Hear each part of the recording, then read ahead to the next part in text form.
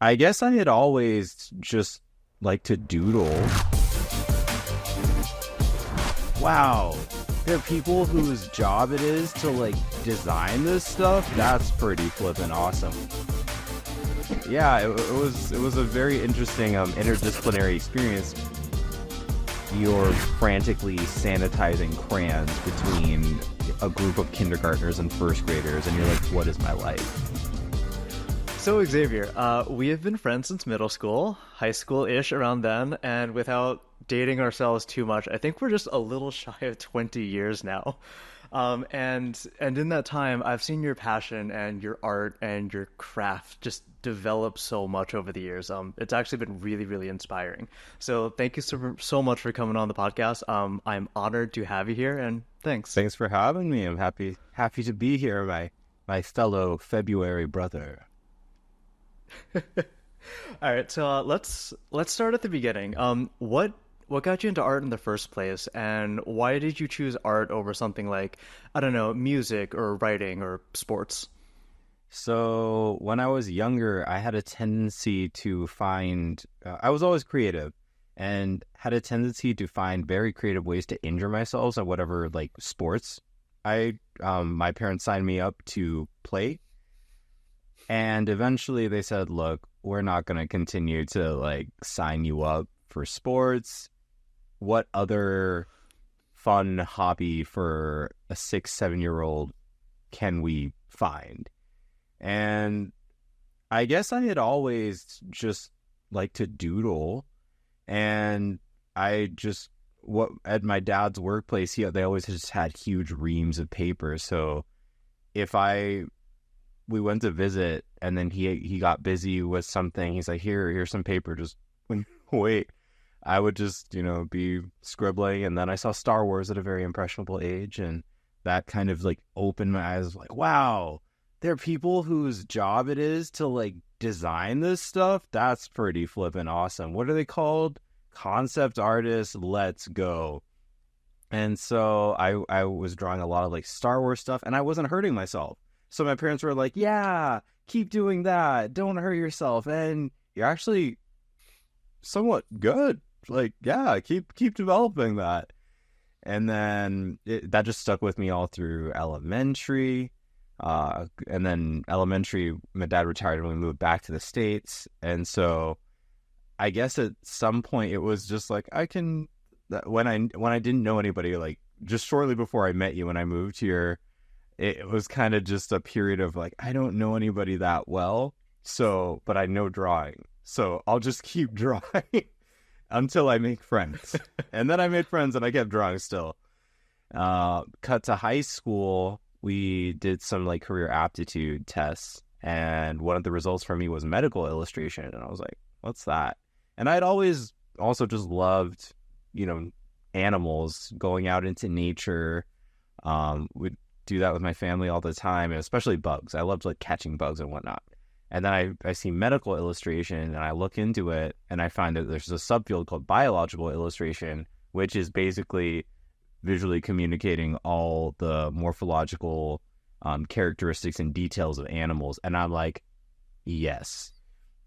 And by this point, this is 2010, 2011, and I had given up on being a concept artist for Lucasfilm, which was like my dream job, because in 2005, Episode 3 came out and Star Wars was done. The saga was complete.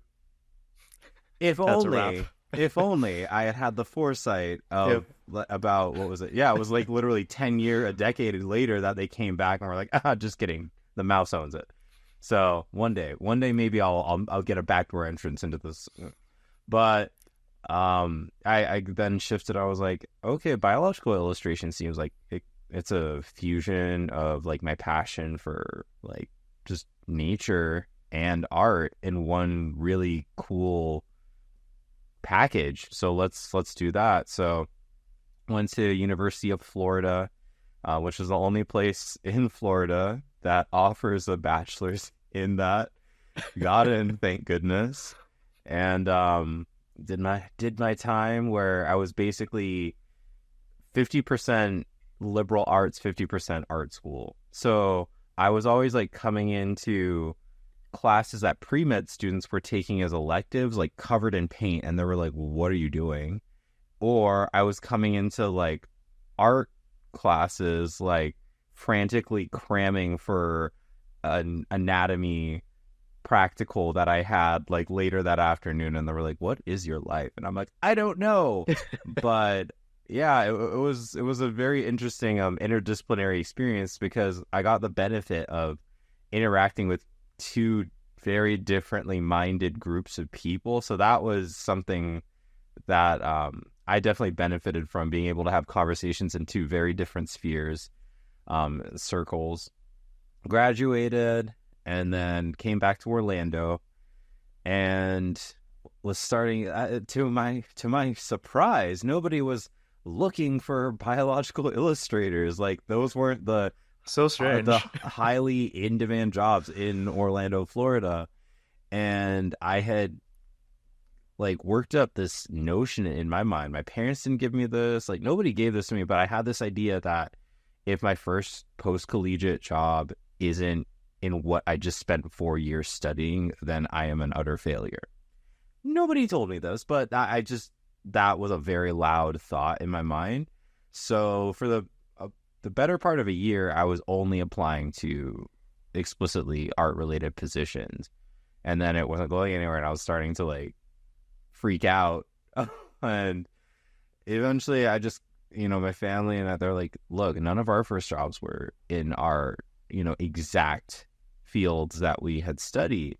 So why don't we take a look at your skill set beyond art? Like, what else do you have a natural penchant for?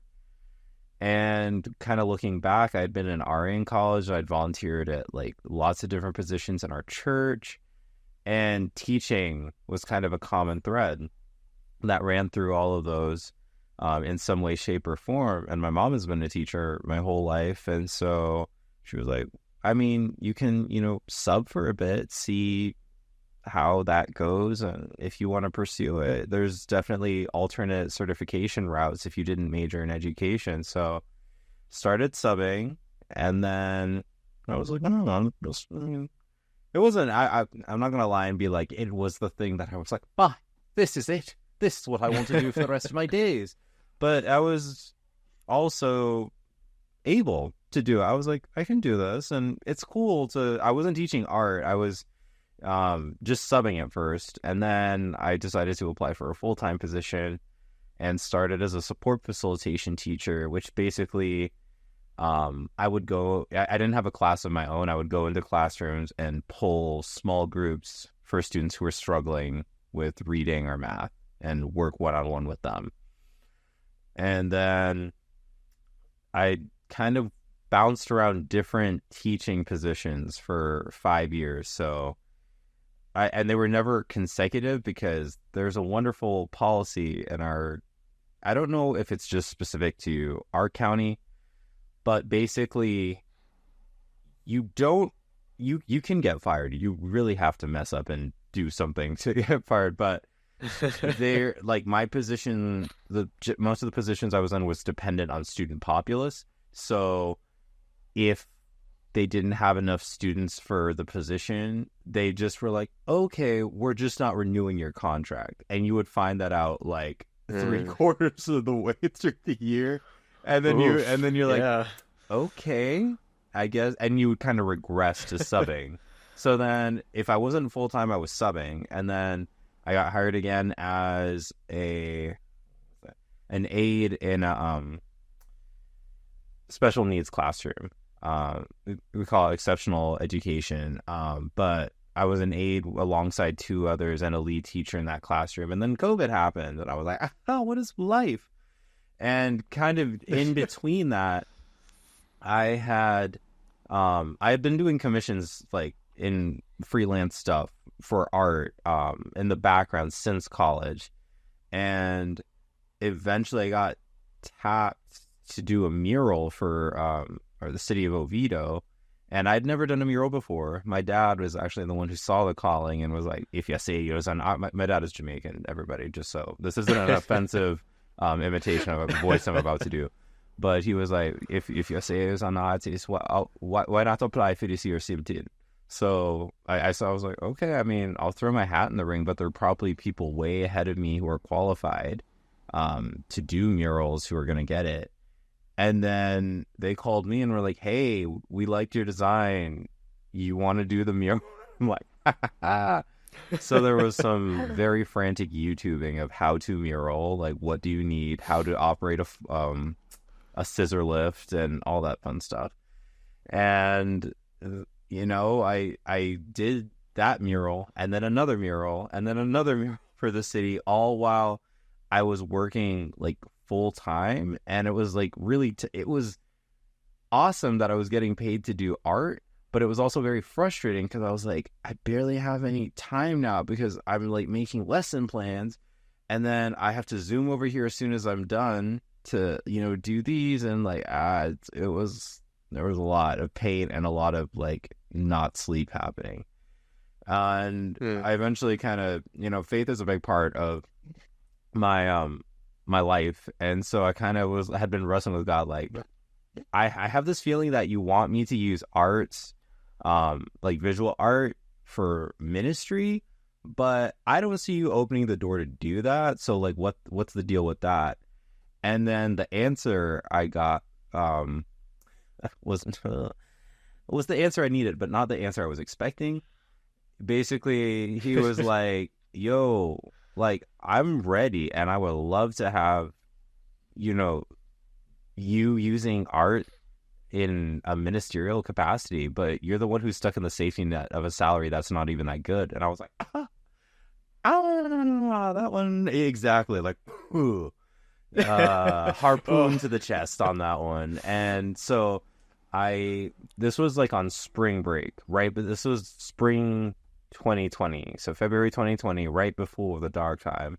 And I was on spring, like the month before. Yeah. So, and I was on spring break. I was in Puerto Rico, and I was like having this. I was like, I'm in the island of paradise, and I'm having this existential crisis. Like, what's happening?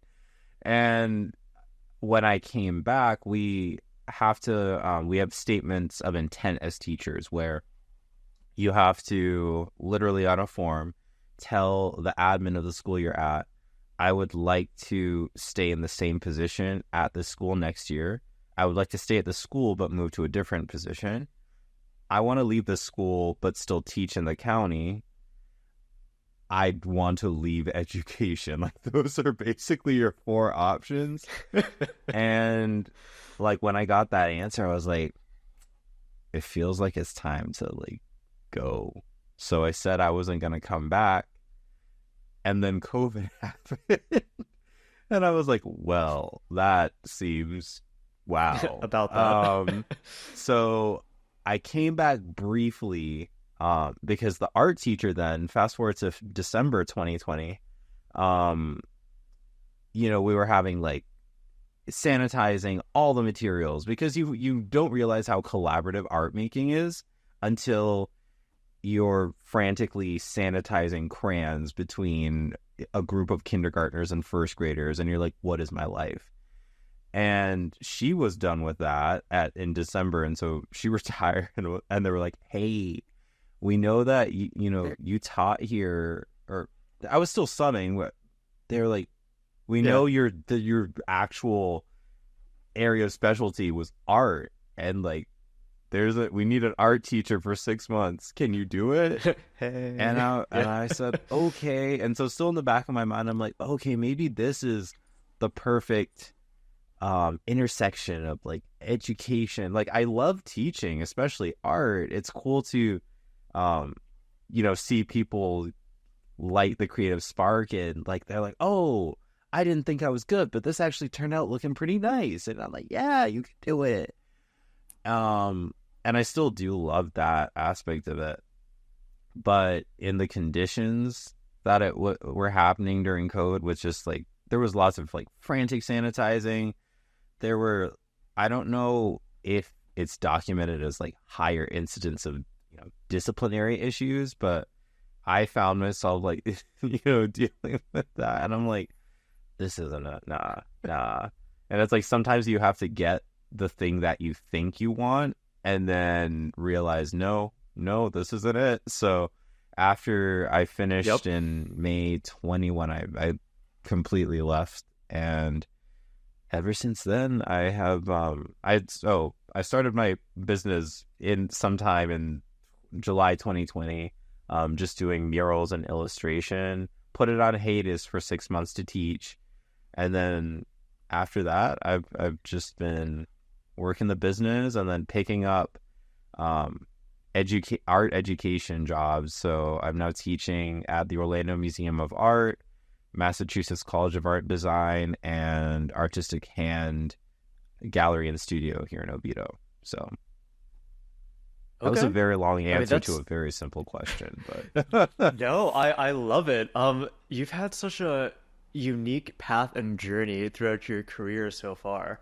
The stuff I've always found interesting, listening to your previous public works is it seems like you have a very cognizant relationship with God and his plans to how to guide you through both your professional and your personal journey.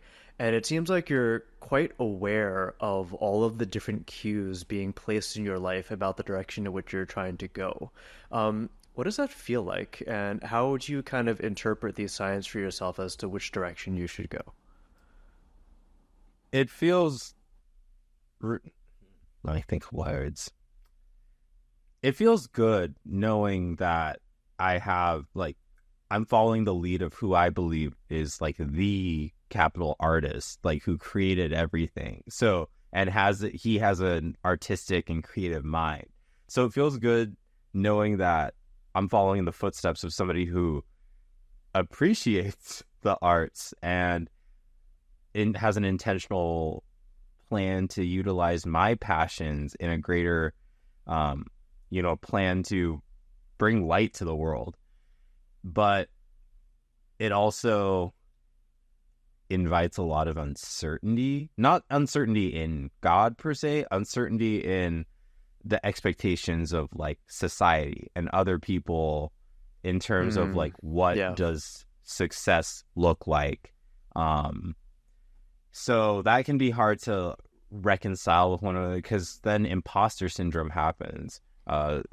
The advent of social media has made it very hard to get away from hyper comparison and seeing like, oh, this Yeah. person also says they're an artist, but they have this many followers. They're making this much. They're able to, and I'm over here like, I think I'm an artist, but I'm not operating at nearly that level. So am I an artist? Maybe not. Yeah. So I find that I have to like really stay grounded and just coming back to those talking points of like, why do I have a passion for art? And it's like, art is my natural way of not only interpreting the world around me, but sharing like what is important value wise to me with others. So, and in my specific, faith community, it's not that the arts are not shunned in that community, but there's not a whole lot traditionally that has happened there. So visual arts have just kind of been left, not stewarded very much. And in recent years, there has been a much more conversation and movement, especially in like people my age, slightly older and younger, about like, hey, I think it might benefit us if radical idea we actively and intentionally steward visual arts, fine arts, dance, all those types of things as access points to like talk about our faith instead of only focusing on like hyper evangelism and like you need to come to my church and experience my God. And so it's like let's meet people where they're at, where their passions are at, and it's like, hey, I also like to paint. Do you want to come to an art show? And then it's like, oh, we can talk shop about like the techniques that I'm using to create my art. But then I'll have people like when I'm at an art festival, we'll talk shop about the why. Oh, these are really bright colors. They're fluorescent. What's happening? But then there's an innate sense. Eventually, they'll ask like, so like, what's like the common thread that's tying everything together? And then depending on like if they're coming from a non-faith based worldview or faith based, I'll kind of like ask like, well, what do you think it is? Like any clues? What do you see in common between all of them? And so most of the time they'll be like, is it like something like spiritual? They'll get like that vibe, and then that's usually the start of like a cool conversation of yeah, they're actually all, animals from the Bible. And then people are like, wait, what? And then so it prompts like a second look, and it's not like an attack of faith, especially if people are coming from a point of view where they had a traumatic incidents with, Christianity, which unfortunately is a reality for a lot of people. I'm not here to like shove my beliefs in people's face. I'm sharing them, but in a way that's intentionally accessible and not force fed, so that when you have the question, you can ask it safely, and then the conversation can go as deep as you want, or it can just stay very much like, I just want to talk about the technical stuff, and I appreciate the subject matter, but my audience gets to make the choice about what we're going to do with that. But ultimately, like, I just feel safe knowing that, God is like leading these conversations, leading the opportunities that I have. So just this past June, earlier this month or earlier last month, I had the opportunity to present at the Dr. Phillips Center for the Performing Arts, and it was about an intersection of the art I'm doing and my faith. And it was a cool platform where I was challenged to make it accessible for a non-faith-based community. And so it's been really interesting, conversations after that and hearing what people have to say about that. No, yeah, that's amazing. I have noticed that with some of the art that I've seen online, like you said, the religious aspect of it is there, but it's subtle. And it leaves the room, like you said, for people to interpret it how they want to. And if they do interpret it in a particular way, they have the ability and depth to kind of pursue that conversation if they choose to. So like you said, a bunch of talking points that are on ramps to have a deeper discussion in which area they branch to find interesting. So that's quite nice. Yeah, you like, and maybe that's one of, many lessons I learned from teaching. We call it differentiated instruction, where not every student is the same. So you have to have different ways of getting them to the same knowledge acquisition point that, my Teddy over here might need it like spelled out like every single, and you're like, Lord have mercy, Teddy. But, Denise over here, you just need to kind of like you can leave her to work independently. And she's like, I actually need to work through it on my own. That's the best way for me to learn. Just give me like one example, like give me 3 examples, and then I'm going to do the rest of the page on my own and figure it out. And I'm like, okay, Denise. So just creating different, I like that you said on ramps. Because at the end of the day, it's not, I can preach with paint till I'm red in the face, but that's not what's gonna invite somebody to like want to know more about like who this God I believe in is. Like, it's also like, gonna be like their point of like, I'm curious, and this feels like something that I'm not gonna be pounced upon and like hit over the head with like and judged if I don't necessarily on day 0 agree with everything that this bald and bearded Jamaican man is saying to me. So yeah, it's just creating a safe space for a conversation that can be as surface level or deep about my faith as they want. No, I think that's awesome. I guess my question for you then is, what is your process for creating the art that you create? So let's assume we're at the beginning. We have a concept, some inspiration that you have, and then a blank canvas. How do you go from start to finish in that? So, I have an example. So, Ooh. usually, actually, I have multiple examples. I'm just surrounded by my room is my studio, so there's just art everywhere. Half, and as you can tell, I'm a huge Star Wars. See, if you thought I was making it up, there's Grogu right there. He's there. So, usually, I always have some sort of sketchbook on me, near me.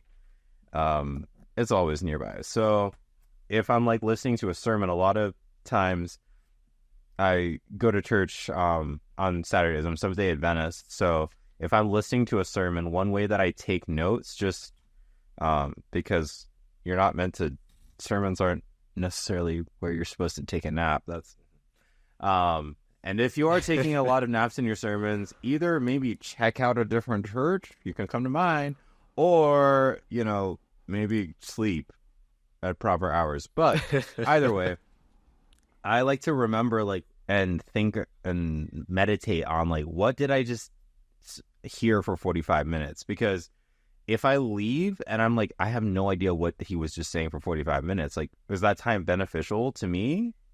No. And am I growing? Is it encouraging me to grow closer to God? So it's I really want to chew on it throughout the week to hear what that message was about. And so instead of just taking traditional notes, I tend to take visual notes. So I sketch what they're talking about. So this sermon was about, it was a chapter in Hebrews where it's listing off a lot of it's a highlights reel of famous figures throughout the Bible, especially in early on in Genesis. So it talks about Abel sacrificing lambs, so Adam and Eve's kid, and how he did the first sacrifice. It talks about another one of their descendants, how he didn't die. He was taken up to heaven because he was so faithful. And then you have Noah and the flood down here. And I was I want to my challenge is always to make my compositions very movie poster like. So this kind of links back to how Star Wars had a very big impact on me early on, because I wasn't only just watching the films, I started picking up a lot of the comics. So I actually have some over here. So in particular, this comic, so this is Star Wars Jedi Council Acts of War #1. This whole series, just the cover arts for them, they were all just very dramatic, and these were characters that we didn't see in the movies. Bear in mind, this came out in 2001, so I was all of 7 or 8 years old, and beyond the movies, there were comics, but there wasn't this saturation of Disney Plus, and there's so much Star Wars that we can complain about how terrible. Blah, blah, blah. That wasn't an option. It was any bit of Star Wars that wasn't movie, you were oh wow, I remember this character and they were in the background, but they didn't say anything. But now they have a purple lightsaber. Oh, let's go. And I really like the cover art for a lot of them, just because it was playing with scale of characters. You had one character who was looming over a starfighter, space battle was the word I was looking for. Or it was just very action packed, and it was a moment in that story where you're what is this story, and how did it get to this moment that is on the cover? It just drew me in. It was very inspiring and a challenge to me of how can I make art that in a single frame it draws somebody in to go and check out scripture for themselves. That's basically what I found myself applying. So I was taking the methodology of movie poster artists like Drew Struzan, who did all of the episodes 1 through 6 of Star Wars movie posters, and the first Harry Potter poster, a lot of the Indiana Jones ones.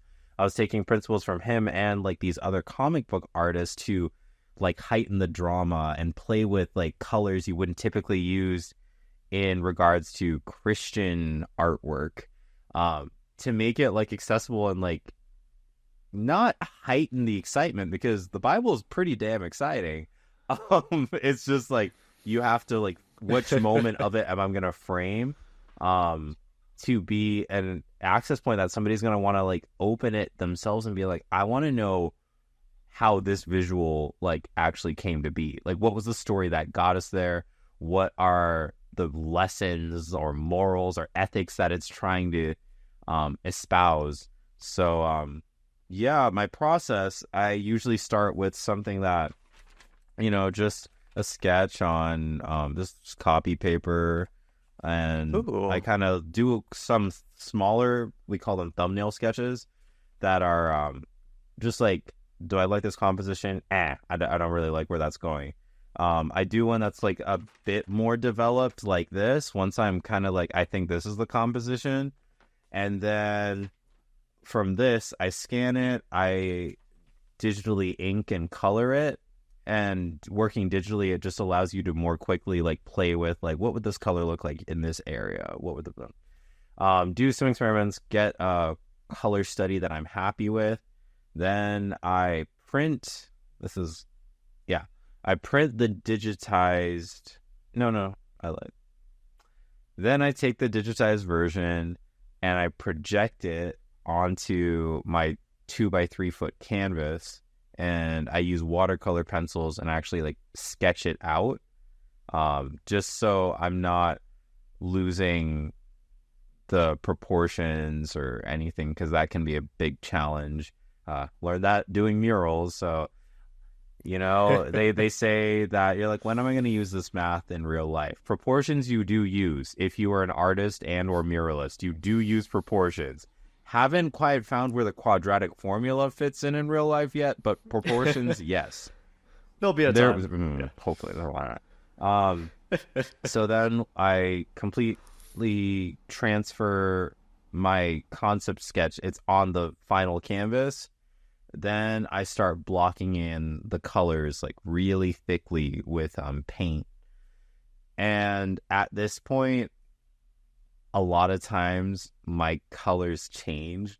Sometimes very mildly, sometimes drastically from the color study I did, just because when you're actually working on the final at like the scale that you're going to see it, I can make better decisions about like, that looked really cool on the computer, but practically no, I'm gonna. So on the pieces that I just did for the showcase that happened, all three of them changed in some way, shape, or form. So if I were to show you like, this is the color study I did for it, and then show you the original, compositionally for the most part you can track like which one is which, but color wise, like all of them, like we're like, yeah, we're not going with that. And then once I'm done painting, I use paint markers, which you can, it's paint, but paint that you can draw with. And I do all the detail line work on top of the dried paint. So it's kind of like reverse Photoshop in that I'm like, literally, like everyone's like, oh, I just have 50 million layers. And I'm like, me too, but they're practical. So just building the foundation, sketching, building the foundation. A lot of times I have to resketch things to make sure it's like staying how I want it to. And then I can do the very technical part where I get to bring in my degree in biological illustration, because all my works involve animals. They're centered around animals in scripture. So I get to bring that aspect in, and also techniques that I learned specific to rendering animals, like stippling, cross hatching. But I'm doing it with paint markers and with colors that you might not necessarily use so haphazardly when you're doing specifically scientific illustrations. And then sometimes after I'm done with all the line work, I like to do some embellishments with gold leaf. And it depends on like what the subject is, if it makes sense. Like if it's something about humility, I might not use gold, because that's a whole other thing. But yeah, I do any extra like touches. I've been working with painting with these UV like invisible paint, so it looks like open one. So it looks like completely white in there. But if you put this under a UV light, it's like bright orange. So Oh, I've that's I've cool. been experimenting with introducing fluorescence that is dependent on conditions to my works, and you know highlighting certain aspects of the image so that under those black light conditions it's like, oh, these are the important parts, and this is how these, it's like cool Easter eggs.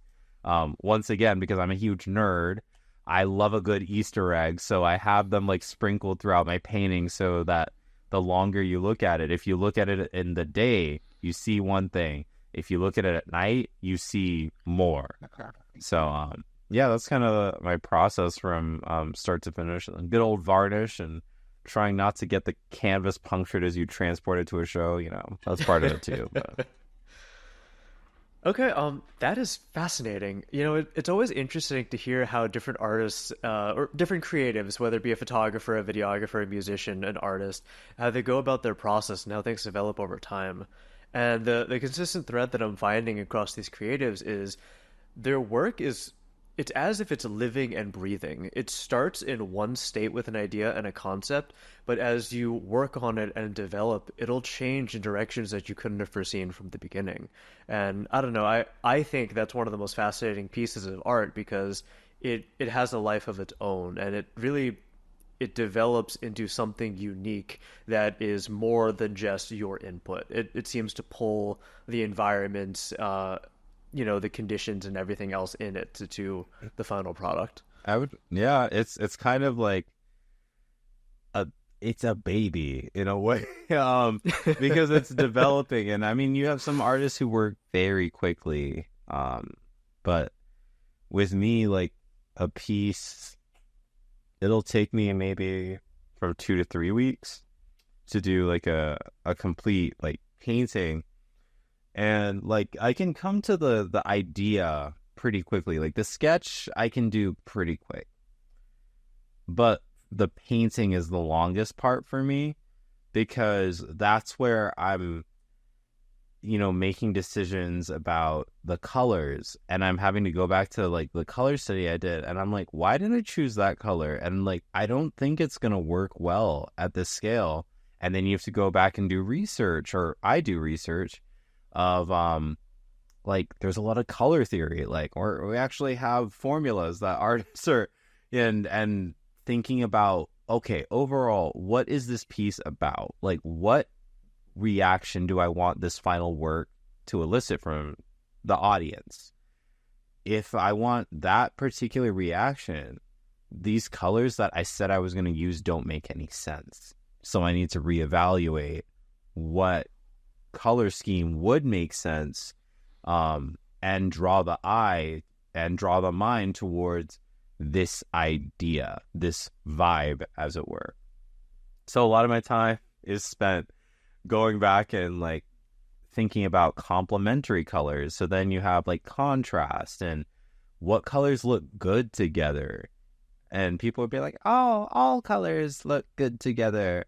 And it's like, yes, but also no, because it can be too much. It can be, please don't weaponize that soundbite. This is why I couldn't be a politician, because somebody would just run with the soundbite of like, not all colors look good together. And I'd be like, no, that's not what it is what I We got him. 2024. Nailed him. It is what I said, but it's also not what I said at all. So, yeah, there's a lot of like going back and forth with like between the technical sphere and then like the spiritual sphere of like, what is important about this particular verse or passage from scripture that I want to share with somebody, like why it's so important to me. Like, so yeah, there's a ton of color theory compositionally. Sometimes entire portions get ejected. So like, did I do it on this? Oh yeah. This same one is a great example of that. So this final painting is done, but it is unavailable right now. But the whole idea for this series was, it was about individuals in the Bible who are dealing with shame. And so in all three paintings, the individual, they always start as like looking down and away from a source of light that's up here. And then they're kind of like surrounded by the things that are reminders of their shame. And up here, I had this idea of like, for all these, because I was treating these as if they were comic book covers for these characters and their fights with shame. So, and all of them, it was the same individual, but one was looking down, and then this is them when they overcome their shame and like looking hopeful and up towards the light. But when I got to the actual painting for this one, I can draw people, but it's not like my preferred. I'm just like, and so I love the animals. That's like I'm like, yes, animals. But it was going to be portrait heavy, because if I did this for 3 paintings, that was going to be 6 portraits. And I was like, no. So, and then if you can see it here, there's like a whole thing about like a hand in here. And this is layered specifically. This is about the disciple Peter. And he dealt with a lot of feelings of like, I denied Christ, and I've let him down, and I massively failed. And how could I have anything to do with being a good disciple and carrying the, Christianity on? Basically, was his whole thing. And an important part of his story is like after he denies Christ and a rooster crows reminding him that Jesus had predicted that would happen, and he feels terrible about it. Fast forward a couple weeks, Jesus basically, after his death, rises, spoiler alert, and he calls him back to ministry, basically, and he's like, yo, do you love me? And he's like, yeah. He's like, are you sure you love me? He's like, yeah. And he's like, do you really, really love me? And he does that 3 times because Peter denied him 3 times. So it's like 3 times he's like, I'm bringing you back and saying that I need you, and I want you to continue to not be a prisoner to your shame, like to keep using it. And he tells him like each time that he loves him to feed his sheep. So that's why they're there. But this, as I kept painting it, I was like, it doesn't make sense that he's just here kind of like looking ambivalent, like, oh. I was like, it's very vanilla, and like it feels too safe to me, and not like the visceral, like I can see myself relating to when I experience shame. But another part of Peter's story involves him on 2 different occasions, like being in a situation where he's either swimming or like almost drowning, and Christ like pulling him out of water. So I replaced this and I enlarged this hand and I flipped it. So instead of just like a generic source of light, it's like Christ's hand is reaching down from here, and then this hand is like reaching up, and it's like surrounded like by water. So it still kind of gives the vibe of like somebody reaching out of the depths of their own despair. And that was something that like I had to, imagine. Like I was like, shoot, this is like a quarter of the thing that I had presented it at like a works in progress seminar. Like, this is exactly what I'm painting. And then it was funny at that was the second works in progress.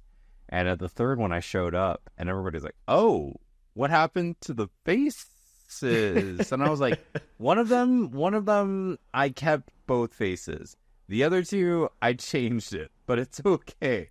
And a lot of people were actually like, oh, like, I like this, like these hands, because I feel like I can relate to like reaching up towards something when I'm like down in the depths. And I was like, oh, so that, that was validation that was a good, one of those things that changed along the way. And I think it's dangerous unless you're working in a very exact like scientific medical illustration. Like you can't take too much license in certain fields where it's like there's objective research, like this is what it looks like. But if you're not leaving room for like that, like I think it needs to change in order for the whole theme of this piece to be more resonant. Then you're going to end up with a piece that you spent a whole ton of time on, but you're like at some level dissatisfied with, because it's like Mm. something's missing and I don't know what it is, but the piece is done and I don't want to spend any more time working on it.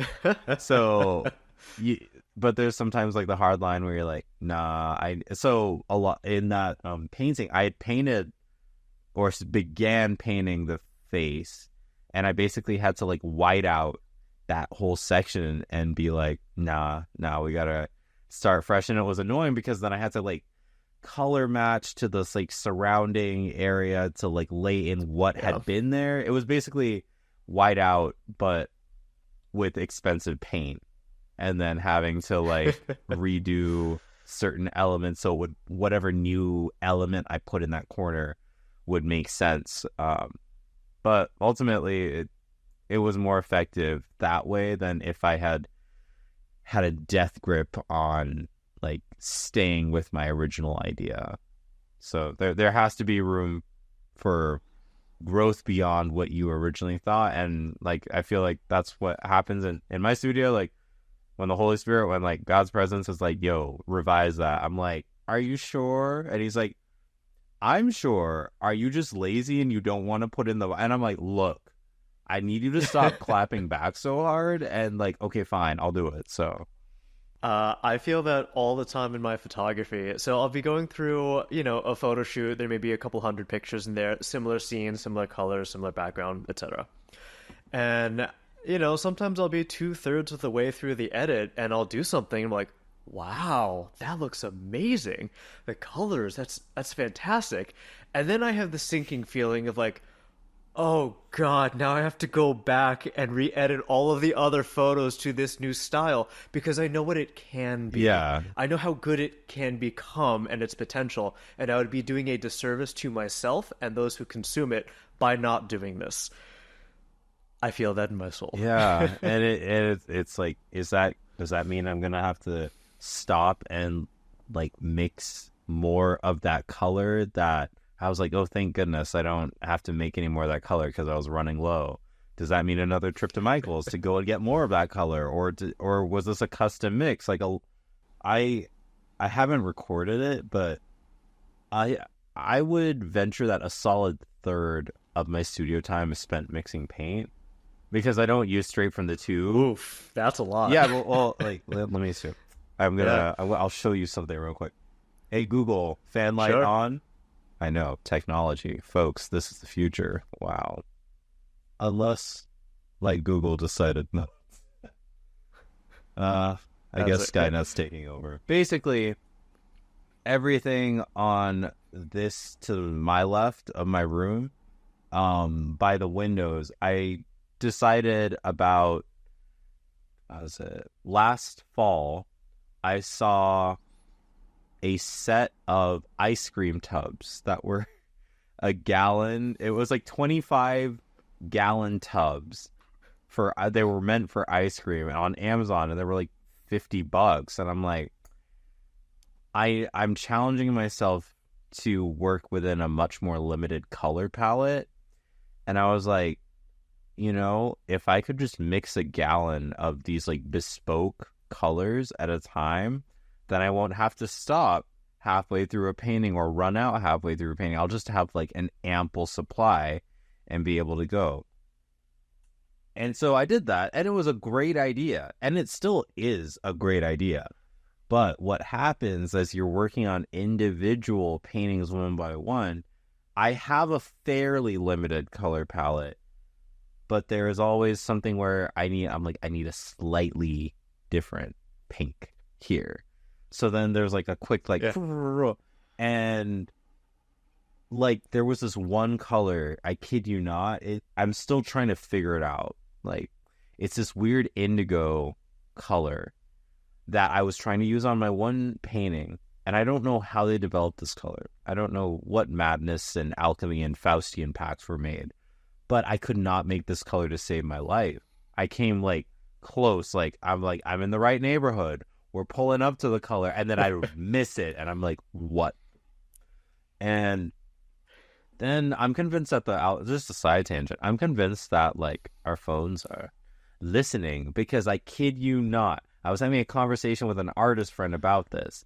The next day, she gets a recommendation in her Instagram feed that is like how to mix that color, and I'm like, what is this? So she sent it to me, and the missing color, it was like an indigo, so like a weird purple blue color.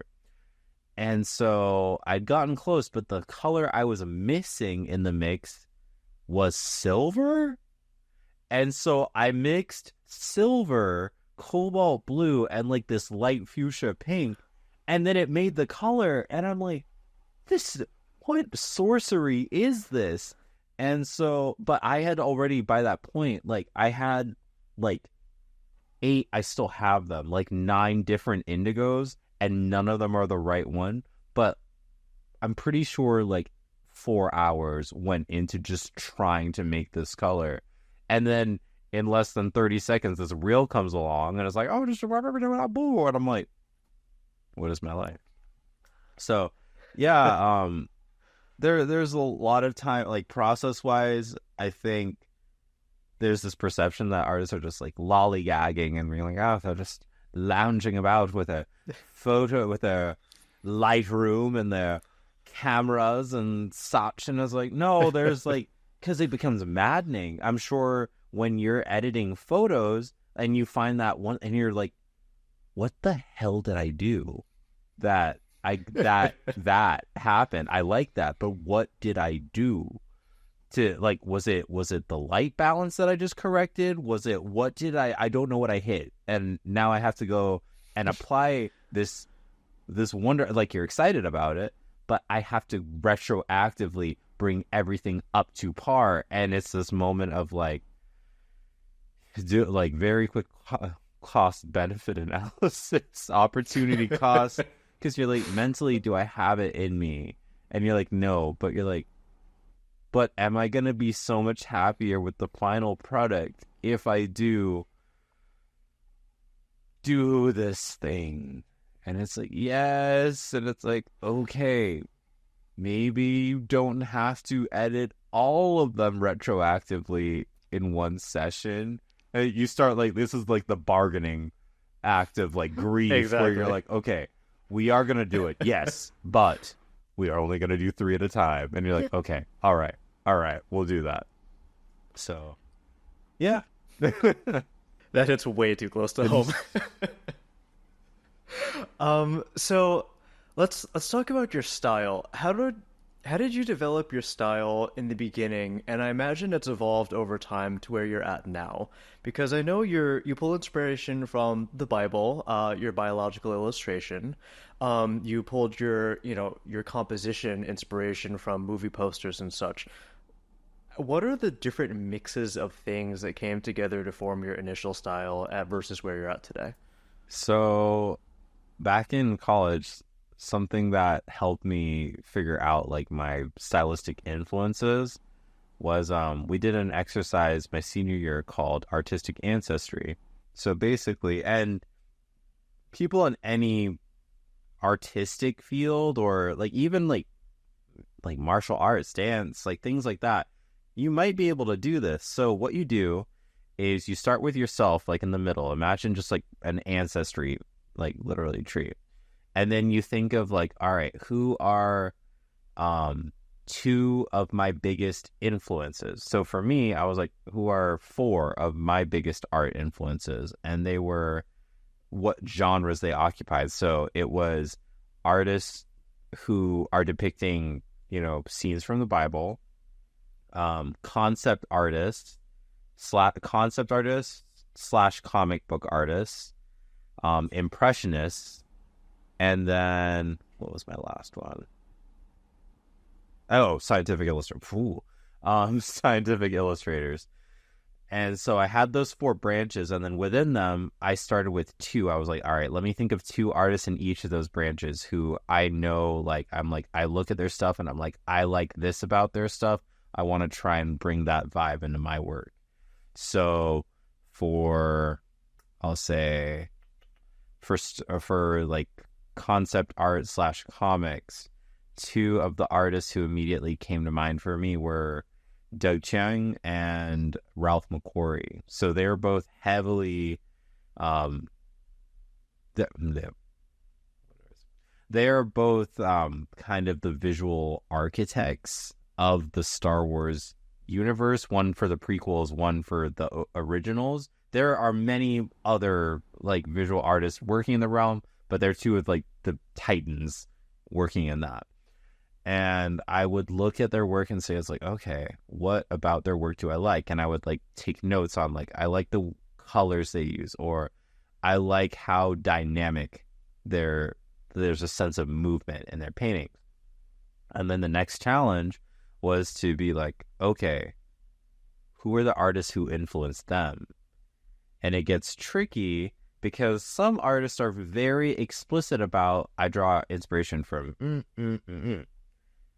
Other artists have this like, not knocking it, like, and they authentically believe it, but they're just like, I have made something new that has never been seen, and nothing of my art is derivative, and I am the great. And I'm like, no. At some point, there was some inspiration or influence. Where was it? And so becomes a fun like artistic genealogical project, because especially for those individuals, you kind of have to like make inferences about like, but you're using a lot of colors that this person uses, and you probably would have been a young adult teenager when they were big, so but a lot of them are pretty fond of like sharing who influenced them. So I mapped that out for like all those different branches. And then for a long time before this exercise, I knew who influenced me, but I was trying to make my art look like theirs. And that was very exhausting because I could get close, but it was never exactly like what they were doing. And it was like very exhausting. And over time, I realized like that's because that's their natural voice coming through on the canvas, on the panel. It's not mine to draw like them. But with this exercise, I was like, and taking note of specifically what it was about their work that I liked, I was like, I can learn that technique and apply it in my own style, like to whatever I'm doing. So I started doing this with like the composition was a big one, because I was like, it must be composed exactly like I would like literally trace comic book covers when I was younger, but then to replace it with like all my characters that I was like making up in my mind. But it was like the exact same composition. I was like, no, I can take the idea of like juxtaposing animals against scenes of battle, or space battle, or whatever it is, but I can arrange it however I want. It doesn't have to be the exact key positions that this artist always does with their stuff. And so that became a bit more freeing. Also, just the idea and kind of embracing Impressionism was a big help, because Impressionists, basically they're called Impressionists because they were painting an impression of what they saw.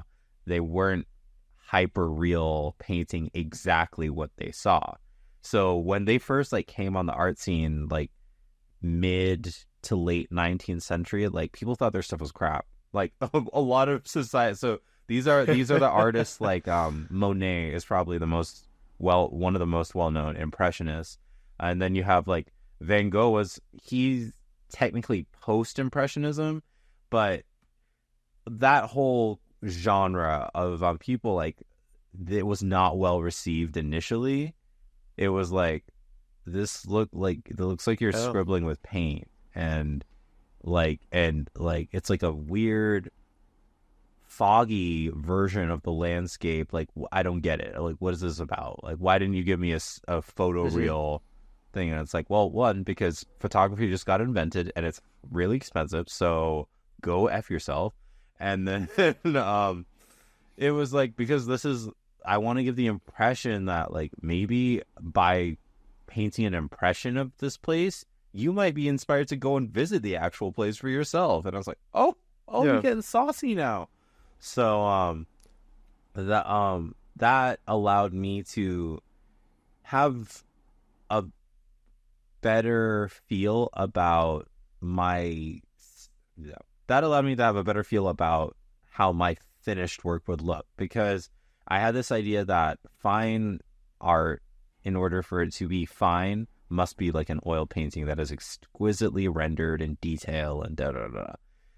But my natural style is a lot closer to like sketching very quickly and like getting these ideas down very quickly. I was like, this is how like I naturally just see things in my mind. That's it.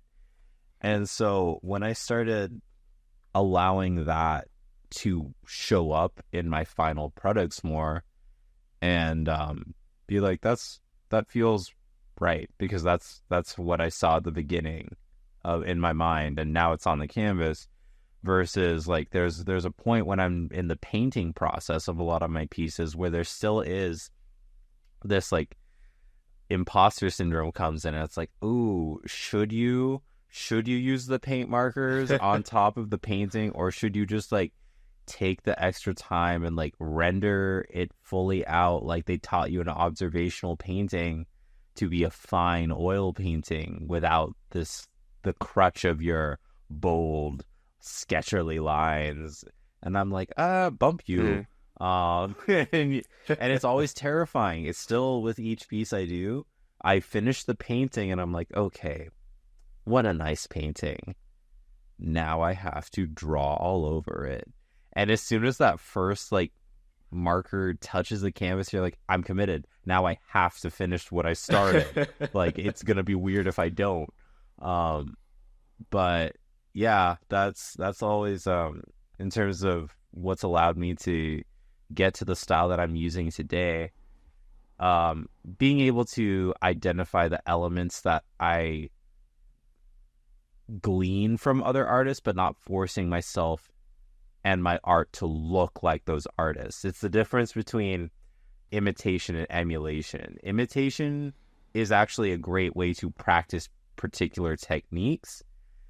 It becomes dangerous when you move into emulation, which is like, I'm going to learn that technique and I'm going to do it better than that person ever did it. That gets into a whole different genre of like, goes back to that comparison aspect. And I was like, no, just admire what they were doing. If there's a part of it that you like, study, research it. And that's what, a good artist is going to do. They're going to like research, like, I want to know how they got that color, how they got that light to seemingly glow. What were they doing? Was it underpainting? Was it glazing? What was happening? You figure it out and you're like, okay, thank you. I'm going to apply that principle to my own style. It's not, I'm going to apply the principle and I'm going to do it in your style and I'm going to do it better than you ever did. So take that, Andy Warhol. It's, yeah, just knowing the difference is going to save anybody a lot of energy and stress, and allow their own natural voice to come through and eventually create something that is unlike anything that's out there. Yeah, I mean, I think the creative journey is just such a fascinating thing, because earlier in our conversation you were talking about interdisciplinary studies and how you can draw inspiration from different areas, and part of that creative journey is developing your own style and your own voice. And to do that, you utilize different techniques from different areas of learnings, and you accumulate some things that you want and you push away things that you try that you don't want, and at the end you end up with something uniquely your own. Yeah. And instead of emulating, like you said, you become a category of one, because you have such a unique blend of your own insights and the techniques and inspirations that you've drawn upon, that whatever you create is yours. And there's only one you. Yeah, and it's definitely a vulnerable space, and I think a lot of people don't want to fully embrace their authentic visualization of or art style immediately, because there's this innate fear of, what if they don't like how I see the world? Like that's the very at least That's my experience and my take on it. That, Yeah. at some level there's just that fear of rejection. I think everybody has that to some degree, no matter how put together somebody's gonna sing. It's like I like to feel that like I have worth and value, and if I authentically just like expose like this is how I see the world visually in my mind on a canvas, and people are like, this is crap. Are they saying I'm crap? Like, is that what? And so it takes a while to, fully be at ease with like embracing your style. But I think usually there's for every artist, it's going to be a different track record. But I think a commonality that if you go and ask a large enough sample populace of visual artists, they will all say like, yeah, there was a point where I was trying to, I was making art and it was getting acclaim, but it wasn't like my style. And then there's like a shift where they maybe like they maybe overnight, some artists like do have that completely like, nope, I'm painting this way now. I'm done with galleries. I'm going to do whatever I want and screw them. And then the galleries actually like, we like that a lot more. And you're like, oh, yeah. That's not the case for most artists. Most artists, it's more of they're either working a completely different job and doing like art on the side, or they are a full-time artist and they are creating art in a style that puts bread on the table, but they know at the back of their mind, they're like, this isn't how I see the world. But there's a high demand for these types of landscapes or these pet portraits. I'm not knocking anybody who does landscapes or pet portraits because y'all are bomb. Yeah. I'm not doing them, so keep at it. But in the back of their mind, they're like, this isn't the stuff that like makes me excited to paint. And so eventually they start, this is what I did at least. There was a gradual shift where I started in those works, I would do Easter eggs that were like more in the style that I wanted to fully do. And then I would see like how people reacted to those elements. And if somebody was like, this is really interesting, I'm like, oh, validation to try it out again at a larger scale. And then eventually I'm just like, I'm just going to do the whole canvas like that and we'll see what happens. And so I think in my current style is about, I think 2.5, 3 years old. And it's just now getting to the point where I have like a body of work that I can look at. And it's nice to be able to like see your work. It's not all hanging in a museum or anything. No. On my lovely external hard drive. But to be able to be like, yes, this is my style. Like there's just something nice about being able to map it, and there are identifying characteristics that if I saw somebody making like copies of my art, like I would know it. I'd be like, that's mine. That's a Xavier.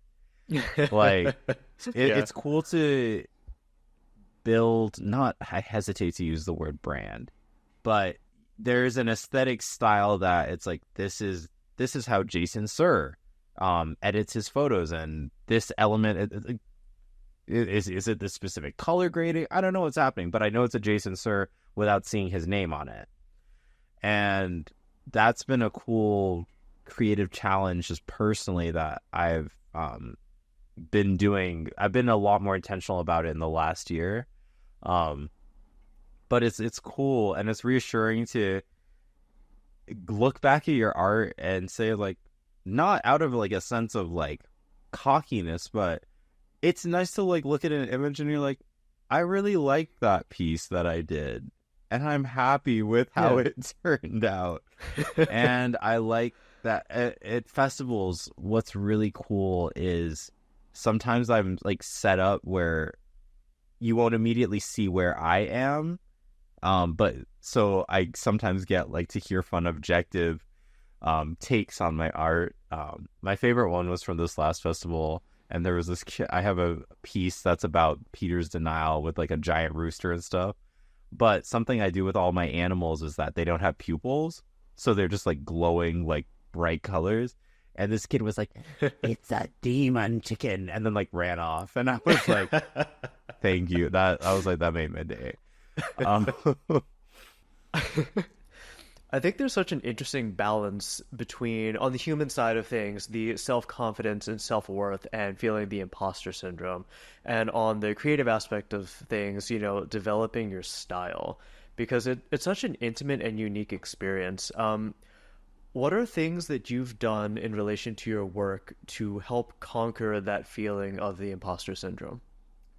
I think making more of it has been a big part of conquering it, like leaning more heavily into my style and showing up at like doing art festivals. That's something that I did my first one in 22. Yeah. Fall 22 was my first time ever doing like an art festival. And that was terrifying. Like setting up a tent and like figuring out like the logistics of that, of like, how the hell do I hang my art in a tent? Like, what is that? It's always like a time. If you're an artist and you're listening to this and you've thought about doing an art festival but haven't done it, you should apply. Like, do it. And I've done a few since then, but yeah, it was this idea of I have to be performing at a certain level financially as an artist before I have any right to show up at an art festival. That definitely like went through my mind. And then I was like, who said that? They're like, if you have the money and you can pay the application fee, show up and see if people buy your stuff. And so I did. And I mean, I haven't had like any crazy like windfalls at any one festival, but I've been able to talk more confidently about my art because you get a lot of practice with face-to-face interaction and having to kind of practice. We call it artist statement, but it's basically your elevator pitch about your art to people who stop by and they're like, oh, what is it about? And you're like, oh, and if you're doing that, they're gonna be like, did he even make this? Is it his art? And they're gonna keep walking. But the more that you are forced to talk about your art, the more you'll be able to edit, revise, and be like, okay, these are keywords that I notice I keep using to describe my art. So maybe I just need to find synonyms for those, or I dial that up a bit more because that does seem to be an important part that I want to communicate to these people who are stopping to see my work. So leaning into my style has allowed me to create more work. Then by having more of that work, I have more to show at these art festivals where I can practice face-to-face contact when I have that. And sometimes like long conversations.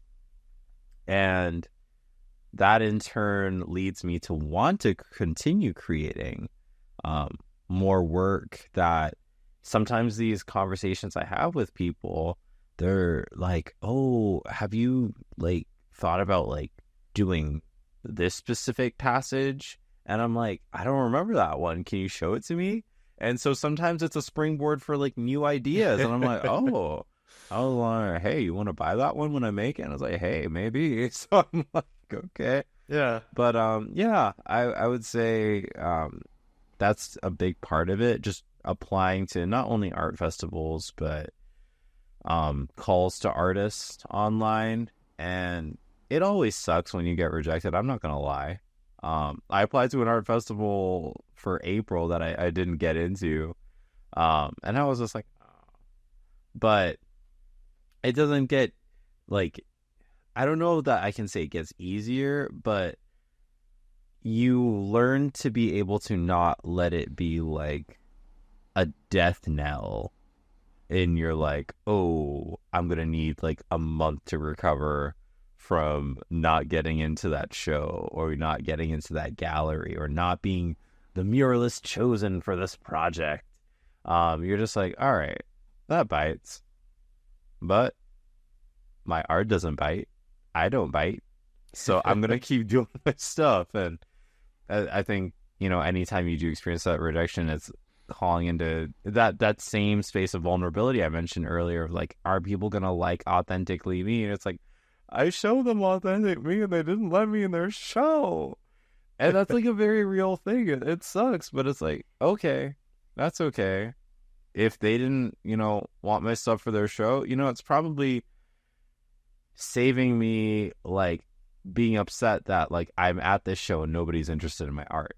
It's probably at the end of the day, saving me time and emotional expenditures. So that's one way to think of it. But yeah, just continuing to show up and embrace your natural stylings and searching out for new opportunities to engage with your prospective consumers and clients more will always allow you to, it may be intimidating, but as Shakira said, as the gazelle in Zootopia, try everything. So that's my Disney lesson for everybody. It's fantastic. No, that answer is really what's the word I'm looking for? It makes me feel better about my journey too, because I take the same exact approach when I feel, in doubt of my own works. I can look back on my portfolio and say, hey, you delivered on this and this and this. You went to these shows, you shot this event, and you have this body of experiences and praise and, accolades that you can lean upon whenever you're feeling down. There's proof. So even if I don't feel confident in the moment, I can logically look at my body of work and say, yeah, you did that. I have a right to be here. I have the experience. I've put the time in. Yeah.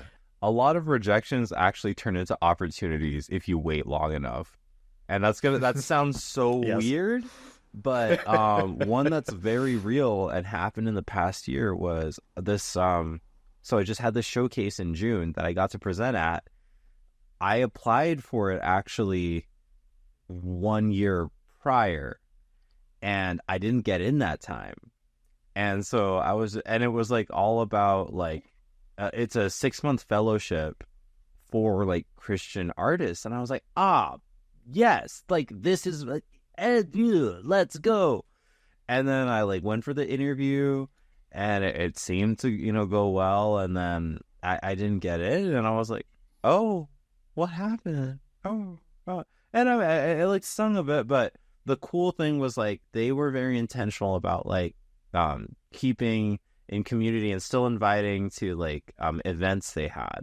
And so I was like, okay, well, it's nice to know that there's like a creative community of believers in like my town, so I'll go and check that out. And that led to me like they started accepting applications for their next cycle this past fall. And I didn't apply for a while just because there was that voice that's like, you didn't get in the last time. And then about a week before it was due, they had like a mixer. So I went to that and I like saw that. And I was like, oh, hey. And then I just kind of had this realization that the worst thing that could have happened already did. So why not?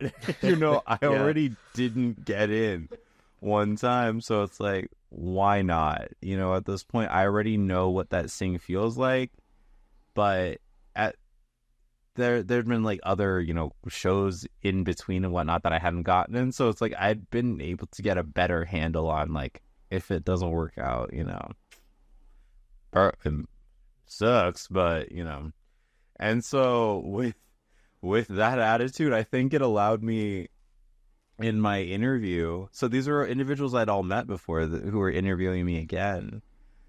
But it allowed me to not have this onus of like having to prove my worth on me, which I think made me a lot more nervous the first time around. And I was just like, I wasn't flippant in the interview, but it was very much from the place of like, here's what I am. If you want to know more about that, I'd love to be part of this. But if not, I'm still gonna keep making my art, independent of what you decide here today. And I think just placing yourself in positions where you can have that, it's not a 180. It's just it's a graduation to a, I can accept it, but somebody else's valuation of my skills or who I am is not going to determine whether or not I keep creating my art. I think that's an important part that every performer, artist, I think every human being at some point has to, grapple with that, because it's like, am I going to be a people pleaser who is constantly setting expectations like too high and then falling short, and then I'm just like always stressed about like performing at X level? Or am I going to give myself the grace to experience failure? Ooh, how can I fail in a culture that is hyper focused on winning? It's like, well, you fail, you dust yourself off, and you're like, all right, here are the lessons I learned from that. Here are going back to the earlier example, here are the techniques that I gleaned from this artist. Like, I'm sure those artists had failures. The Impressionists failed critically so that now we can run. That old adage of like, they walked so we could run. Like a lot of artists did that before us, and I think there is definitely some value in applying that to,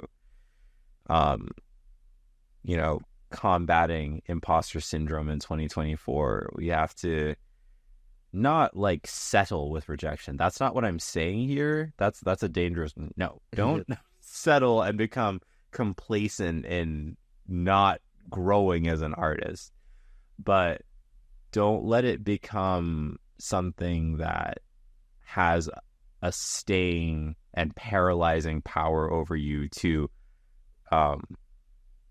seek out opportunities that might be uncomfortable, might be vulnerable, but will allow you, and more often than not force you to grow more confident as an artist. Yeah, absolutely. I think it takes a certain amount of confidence to put yourself out there, apply to the festival, shoot your shot, and then a certain amount of humility to accept the rejection that comes with that, and then knowing that you will be fine. You're not dead. Life goes on, and you can move on to the next thing. you definitely, you're like, I still have a pulse after reading the fact that I didn't get into this festival. I do. Do I have a bed to sleep in tonight? I do. And you're like, pretty quickly you can be like, all right, I'm okay. I'm all right. It's like the Independence Day speech where he's like, we're going to go on. We're going to survive. You just need to watch that. If you start to feel yourself like spiraling, just watch that. You'll be fine. So you mentioned from the festivals, getting face to face with your potential customers and, talking to them and getting the pulse on how people like your art and getting your brand and your awareness out there. What's some advice that you have for aspiring artists who currently work a full-time job and have art on the side, but they want to make that transition? Because, in my personal experience, it was a pretty gnarly one. I went from a six-figure salary at Microsoft to essentially negative money starting a photo video business. And I'm lucky because I had the savings to, just eat that 8 to 12 month financial runway, which did not feel great. But I also recognize that I am a very unique outlier. What are your thoughts and advice on that? So for somebody who considers themselves just a part-timer artist, but would definitely like to transition to perhaps like a full-time of doing art, I would say don't immediately like rag on yourself if it's not like the overnight like, oh, now I suddenly went viral on the tickety talk on the oh gosh, I hate that I just called it the tickety talk. On the Instagrams, the Facebooks. Gosh. um, because like looking at those highlight reels, it's like, oh wow, these people are, they have so many thousand followers. How do they grow? And it's like, one thing I'll say about social media, it can be a great tool in connecting people for sure, but it's also very curated, and some creators Yeah. are very authentic and will happily show you. It's like, oh no, I like busted my butt so many times starting out, and I really do appreciate people who like share. It's like, nah, we made these mistakes, and here's what we've learned. But a lot more creators, like, they don't share that stuff, so it can give the appearance of, yes, they are doing well today and now, but you didn't see how hard it was, like, when they were figuring it out. It just looks like from day one they hit the ground and from nothing but success. So I'd say give yourself the grace to slowly build your base, and don't feel a pressure to share each and every part of your journey. Of course, like, don't go to the other extreme and be like, the bank denied my loan, and you're like, oh gosh. It's like, I mean, if you want to share that and be like, here's how I'm processing that and growing from that, it's like, okay, you can. But yeah, find a balance in terms of like your I think a social media presence is important to have. I know there are many artists who are like, oh, I hate what this app has become, and blah blah blah. Yeah, you legit, there are, you're gonna find things if you search the terms and use of all apps that you were like, really like, I don't really like that, but in this day and age, I think having at least one social media app that you are fairly regularly, if not posting, just active on, that potential clients could ask you about your work, or if you don't have a dedicated website, I think that's essential. Checking out like local art festivals is always good, just to scope out like what art is out there locally in your community. How are people setting up their booths? You can get a lot of cool ideas there. And then most times the people at festivals are pretty nice. I can't speak for every artist you'll meet at an art festival, but if you have questions as like an artist who's thinking about, trying out a festival, and it could be questions about how did they start with doing their festivals? What tent did they buy? Like, very like technical stuff. Like, if you ask, more than likely they'll like tell you. You just have to like take yourself to the festival to have that opportunity to ask. It's very different from, asking an artist impersonally through an app, which in this day and age, a lot of people are like thousands of miles away, so that's the only way you can do it. And some artists actually do answer their personal stuff, and they're like, oh, thanks, yeah, this blah blah blah. But if you have the opportunity and you have, art festivals happening around you, like, go check those out and like ask the artists who are presenting questions, because more than likely they'll be willing to share for you, or willing to share with you. That was the wrong preposition. So yeah, social media presence, checking out art festivals. I'd say definitely challenging yourself to build a 5 to 7 piece like portfolio or body of work that is demonstrative of the type of art you want to make. Not the type of art that you're like, oh, well, I know this sells, so I'm just going to make this type of art. No, don't do that. Make the art that like you want to make, and have it like in a packet with the essential documents actually for an artist are a long and a short form of an artist statement. So that's basically, this is what my art is, this is who I am, and this is what my art is about. You have a long and a short version. just because the short version kind of verbally over time, that's going to become your elevator pitch when somebody's like, oh, you do art? Like, what's your art about? And then you would be like, blah, blah, blah. And they'll be like, oh, you do art about the catharsis of nihilism and post-apocalyptic fallout of America. It's like, wow, I don't know what that means. Oh, cool, yeah. Ooh, I want to show me your art. And it's like, and then you have a longer version that can like go on your website, can be used for applying to galleries, and is like a bit more a fleshed out version of like, this is what I could offer if you allow me a space in your gallery, because you probably don't have any works like this, or if you know that there is an exhibit that is taking calls to artists that are doing that is focused entirely on post-apocalyptic imagery, you're like, bet that is my Yes, ish. please. I got it. But you also have already, it's not on the fly having to like write up a reason why they should accept you. You already have a ready to go, like extended, like when I say a long artist statement, I'm talking like a page max. Like a brief artist statement, maybe 500 words, maybe. But yeah, those are two documents that it really pays to have, in addition to the 5 to 7 piece portfolio body of work, because then you can just like attach those files, and you could even have it like ready to go in like a compressed folder. So if there's a call, like you have all that stuff ready to go. You'll be like, bam, you can see examples of all my work. You have all my contact info. Everything is in one spot. That's really important when you start applying to calls, because they're going to ask you for your artist statement. Yep. You're keeping track of the media and tools you're using. They're going to ask questions about that as well. So yeah, I'd say that from a technical standpoint.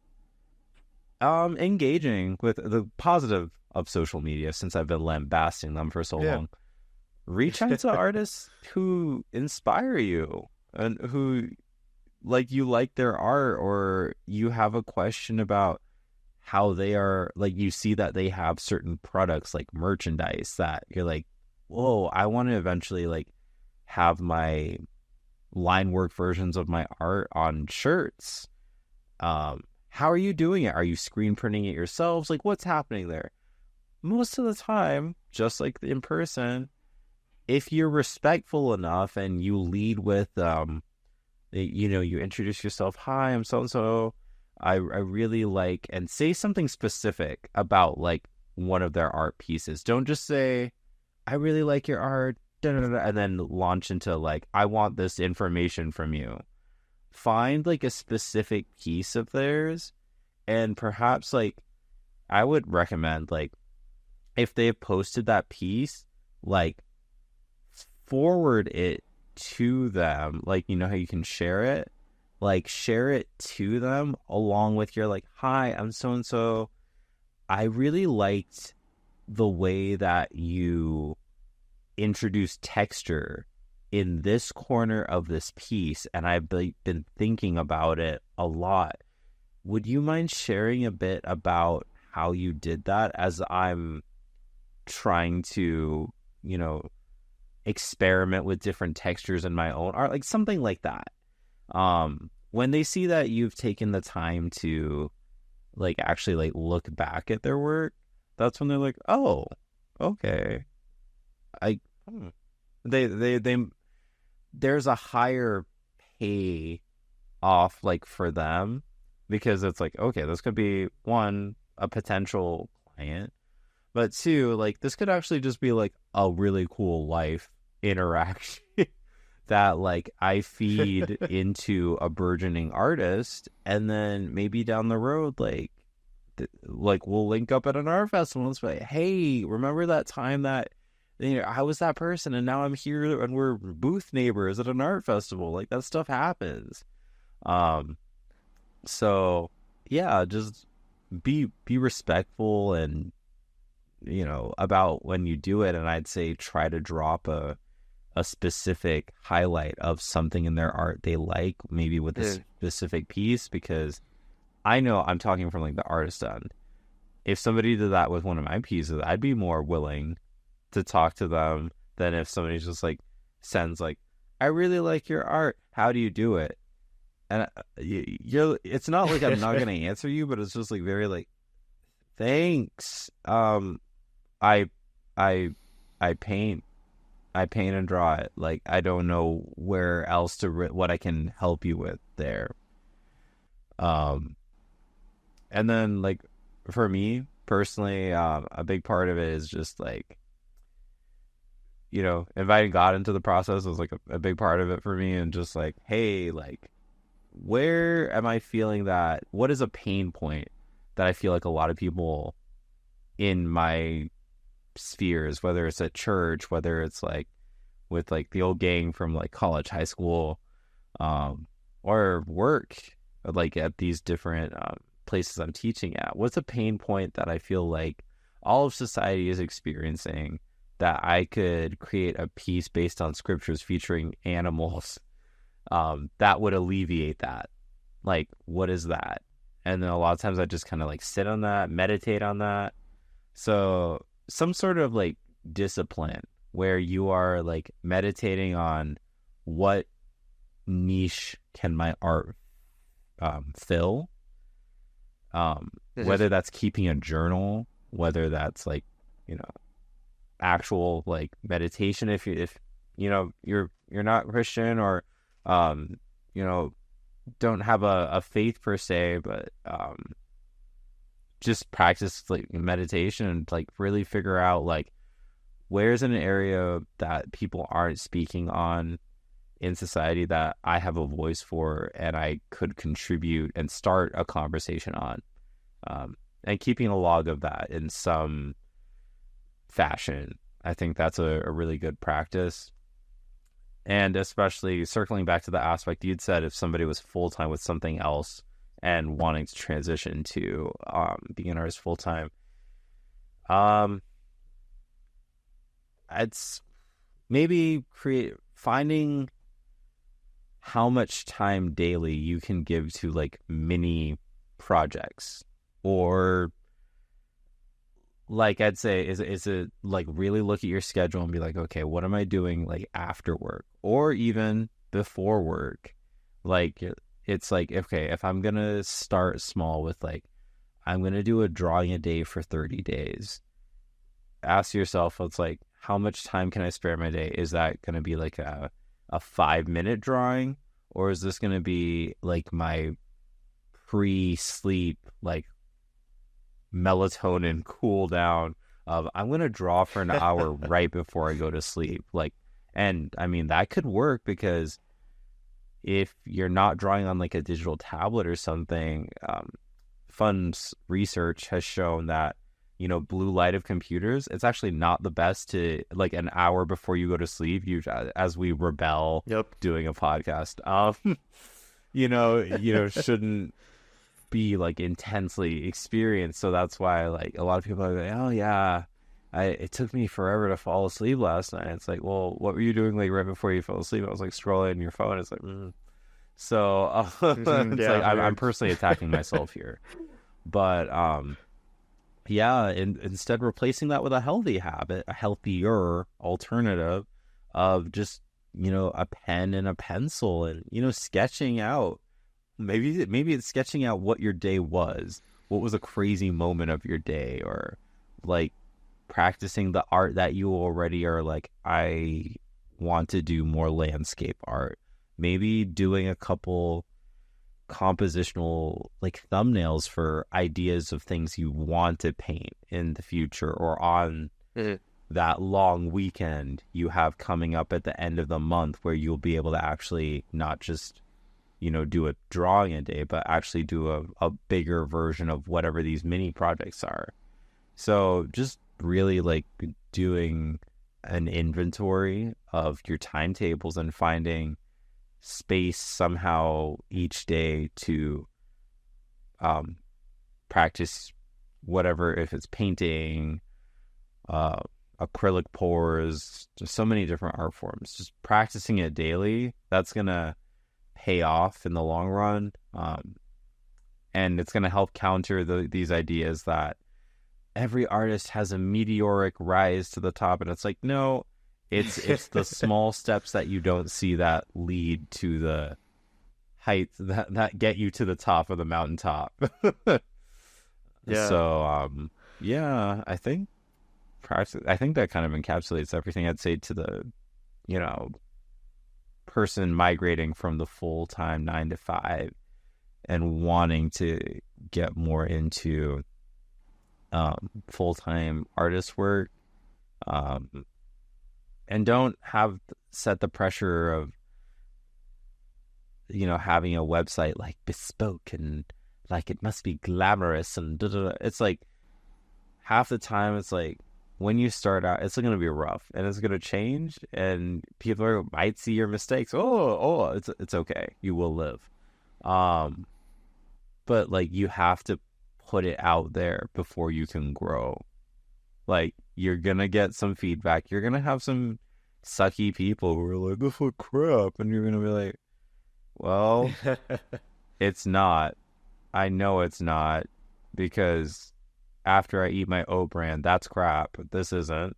And you just have nothing better to do with your day than to like tear other people down. Okay, you do you. Yeah. Yeah, just start sharing in some way, shape, or form, like what you're creating and why you're creating it. And eventually, like, the audience that resonates from it will show up. No, thank you. I think that was an extremely comprehensive answer. I really appreciate Yeah. that. And on the don't expect things to happen quickly, there's a YouTuber that I watch who has a podcast now, and his joke is, you know, it's taken 20 years to become an overnight success Yeah. because people don't see all of the work and the foundation goes into building what people now see in the Yeah. public. Because like you said, on social media, people, they see the highlight reels, they see the curated content, they see the success. What they don't see is the late hours, the years, decades of working and honing your craft, making sure it's good, and the lessons and hardships and, you know, honestly, failures that come along the way. That's all Yeah. hidden. So, no, that was fantastic. Thank you for that See? answer. Something that I'm starting to do on this show as a closing tradition that I'm completely stealing from the Diary of a CEO is I like to have a guest leave a question for the next guest, and they don't know who they're leaving the question towards. No. You being my very first guest, I wrote the Uh, question. So, my question to you is if there was a piece of advice that you can give to your 20-year-old self on your creative journey, what would you tell them that would help alleviate some of the pain that you've experienced? Oof. What a question. It like hit me hard that you said my 20-year-old self, and I immediately was like, that was 11 years ago. My God. Yeah. Yeah. Don't make idols of expectations, especially those imposed on self. I think Okay. I think I've done a lot of that in the early part of my career, where it was a lot of born out of comparison, just saying, all right, I'm 22, I'm out of college, I need to immediately be a successful artist and performing at these levels and generating this much. And if I'm not generating this much, and if I don't have this reach in such and such a time span, then I have fallen short of the bar. And it's like, who the hell is holding a bar? What is this bar? Like, who did that? And it's like, a lot of times it was me. And I'm like, why? Why have I set that bar so impossibly high? And it's this fear of like, but if I'm not performing at these levels, what worth am I contributing to the world, to the Yeah, relationships yeah. that I'm in, to the organizations I'm a part of? And will they see value in me if I give myself the grace to figure out what really I feel passionate about. Like, will they, or will they all go away? Like that's definitely perception management at the end of the day has been, I think, I would go back. All right, let me revise the quote I said. Not so much about making idols out of expectation, but don't create art as a means to manage your perception. Let others' perceptions of you be out of your control and be okay with that. Because at the end of the day, I can't control how somebody's going to react to my art. I can, that's not to say become an emotional robot and like don't take anything personally. No, there's going to be some people who you're like, you want to box real quick, but don't let your drive to create art be contingent on how people react to your art, because if you do that, then you're going to stop on day one. Like, you just need to continue creating out of, like, does it give you joy to create the art? Does it help get sadness out to create the art? Like, what is it doing for you? Because if it gives value to you, at the end of the day, it will give value to others. If it's that raw and authentic, people will have a sense and intuition to pick up on that, versus like if it's very inauthentic and people maybe go, I don't know, it's very vapid. I don't see like what it's about. So yeah, of course. Yeah, I'd say just don't let perception be the thing that drives your art making. Let your art making drive you, I guess. Yeah. Cool. No, yeah, thank you.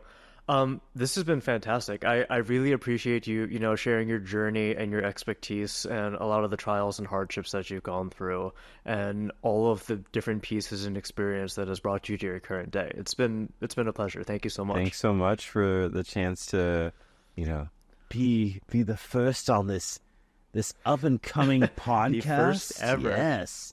Yeah. And no, you asked some really insightful questions that I've never really been asked before, so thank you for those. Of course. And before we break, where can people find you? So you can find me on Instagram, Facebook, and the app formerly known as Twitter, X, at xmossart, or at my website, www.xmossart.com.